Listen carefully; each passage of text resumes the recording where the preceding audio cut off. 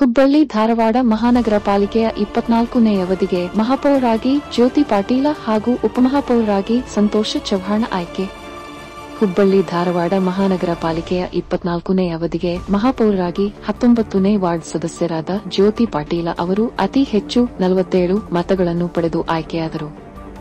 ಪಾಲಿಕೆಯ 49ನೇ ವಾರ್ಡ್ ಸದಸ್ಯರಾದ ಸಂತೋಷ ಚವ್ಹಾಣ ಅವರು ಅತಿ ಹೆಚ್ಚು 47 ಮತಗಳನ್ನು ಪಡೆದು ಉಪಮಹಾಪೌರರಾಗಿ ಆಯ್ಕೆಯಾಗಿದ್ದಾರೆ ಎಂದು ಚುನಾವಣಾ ಅಧ್ಯಕ್ಷಾಧಿಕಾರಿಯಾಗಿದ್ದ ಬೆಳಗಾವಿ ವಿಭಾಗದ ಪ್ರಾದೇಶಿಕ ಆಯುಕ್ತರಾದ ಎಸ್. ಶೆಟ್ಟೆಣ್ಣವರ ಅವರು ಪ್ರಕಟಿಸಿದರು.